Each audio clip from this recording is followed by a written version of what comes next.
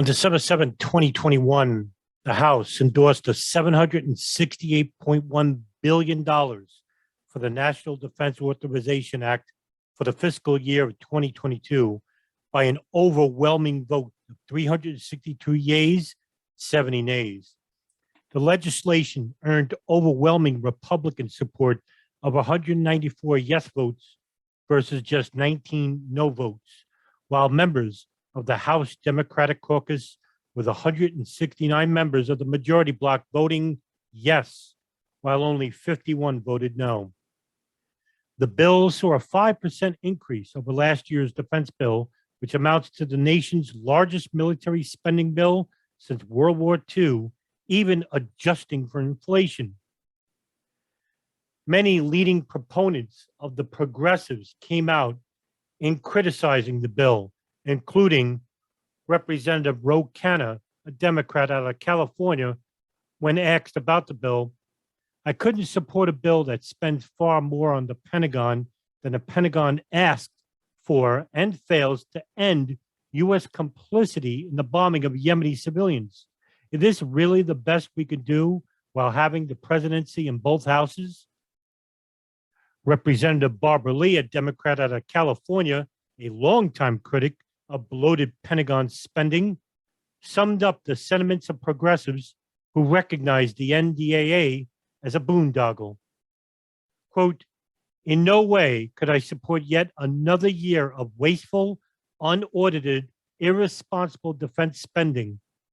Don't ever tell me we can't afford to invest in our communities when we just approved $778 billion for the Pentagon. Shameful, to say the least." Representative Jamal Bowman, Democrat of New York, amplified the point. Quote, "It is astounding how quickly Congress moves weapons, but we can't ensure housing, care, and justice for our veterans, nor invest in the robust jobs programs for districts like mine," end quote. However, this was a joint bill. Both the Democrats and the Republicans voted unanimously and in favor to spend more on peacetime war, non-peacetime, no war, during peacetime, $778 billion during the worst public health and economic crisis in generations. Biden's Build Back Better could have called for at least $10 trillion over a decade, but unanimous opposition from Republicans, including Democrats, pushed the plan down first to $3.5 trillion, now to just $1.7 trillion. Even that lowest figure just squeaked in by the House and could face more cuts still in the Senate, which means that the smaller package, which covers Medicare, won't cover dental care for seniors. It means no free community college, and it means deep cuts for childcare and climate programs, hearing care for seniors, paid family leave, immigrant protection, and the child tax credit could all still face additional cuts, will be thrown out entirely. But like I said, when it came to the largest peacetime military budget in history, all of the scrutiny involving the House and Senate disappeared. The most controversial parts of the 2,100-page military spending bill were negotiated behind closed doors. How convenient. And passed the House mere hours after it was made public, meaning that members of Congress couldn't possibly have read the whole thing before casting their votes. Does that sound familiar? Here are some comparisons between the military spending bill just passed and the one senators like Senator Joe Manchin, a ghoul, say is too expensive. Point one, Congress is choosing to spend more on guarding the world's oil supply, in which at least $81 billion a year, than on the Build Back Better proposal for fighting climate change, which is $55 billion a year. Point two, Congress is spending more on a single military contractor, Lockheed Martin, $75 billion last year. Then on the Build Back Better proposal for preschool and childcare, which would cost $40 billion a year. Point three, Congress has authorized spending an extra $25 billion next year on weapons the Pentagon didn't even ask for, rather than the $20 billion a year Build Back Better proposal for poverty busting tax credits for families and workers. Point four, Congress is choosing to spend more on Space Force, $17.5 billion for next year, than on the Build Back Better proposal for health care for uninsured Americans, which will only cost $13 billion a year.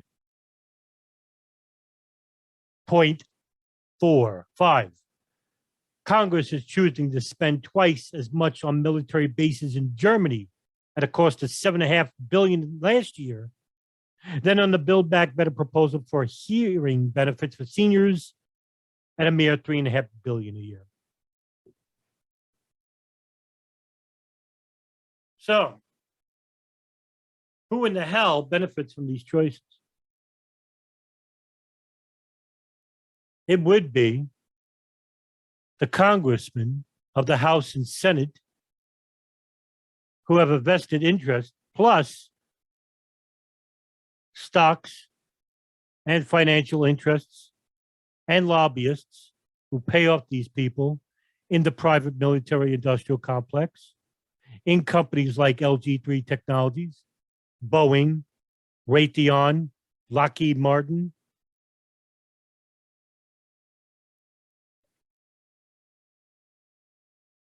And to read you the summary of the fiscal year 2022 National Defense Authorization Act, which I will provide for you to read on your own in the description box.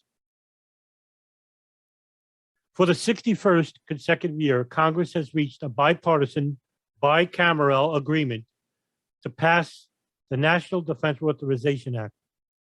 Each year, the NDAA authorizes funding levels and provides authorities for the U.S. military and other critical defense priorities, ensuring our troops have the training, equipment, and resources they need to carry out their missions.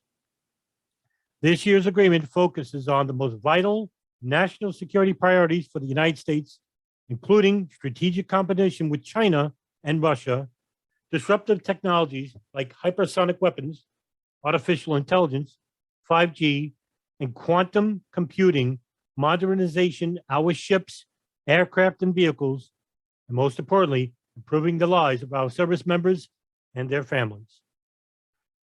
The 61st annual NDAA bicameral agreement supports a total of $777 billion in fiscal year 2022 funding for national defense. Within this top line, the legislation authorities $740 billion for the Department of Defense and $27.8 billion for national security programs within the Department of Energy. This legislation, like the president's budget request, does not include a separate overseas contingency operations request. Any war-related costs are included in the base budget. The bill allows for up to $6 billion in general transfer authority for unforeseen higher priority needs in accordance with normal reprogramming procedures.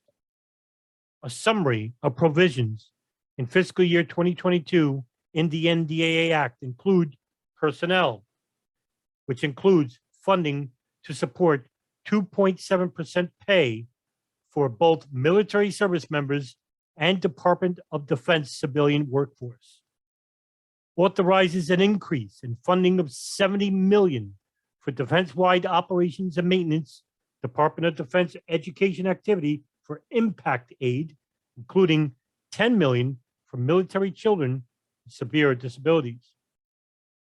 Military justice reform legislation, which include historic reform to how the military investigates and prosecutes certain offenses under the Uniform Code of Military Justice. Now that would be interesting, since we don't prosecute people who commit acts of aggression or war crimes, considering we just drone bombed a family killing 6 children in Afghanistan, in which John Kirby basically announced in a White House press briefing that no crime was committed and nobody would be arrested, and that it was purely an act of war. Other military justice and investigation matters require the president to issue regulations to include sexual harassment as a standalone offense punishable under Article 134.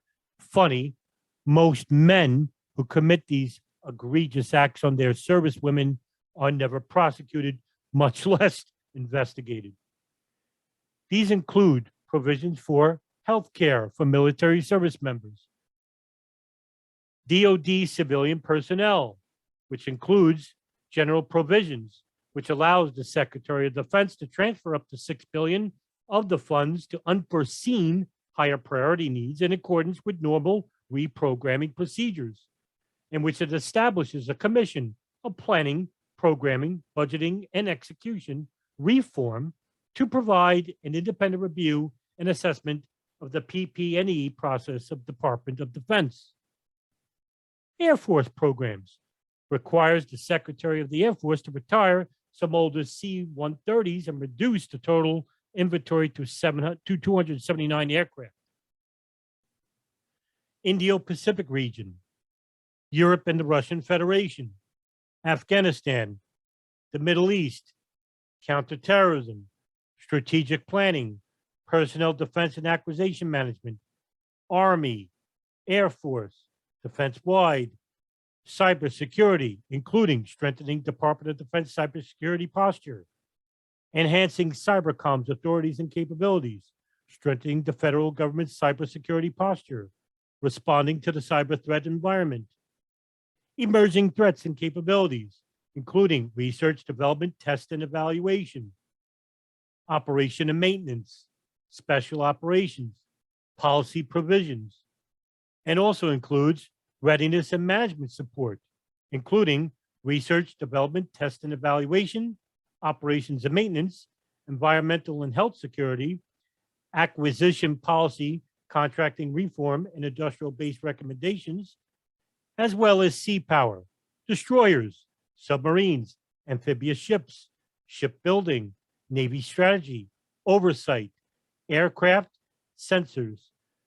This also covers strategic forces, including research, development, test, and evaluation, space activities, cooperation threat reduction, nuclear forces, missile defense programs, defense intelligence and intelligence-related activities, maritime administration, the Department of Energy, in which all these services and all these provisions will be covered under the National Defense Authorization Act.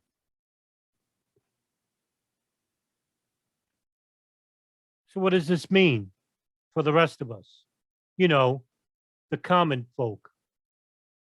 That's all we're asking.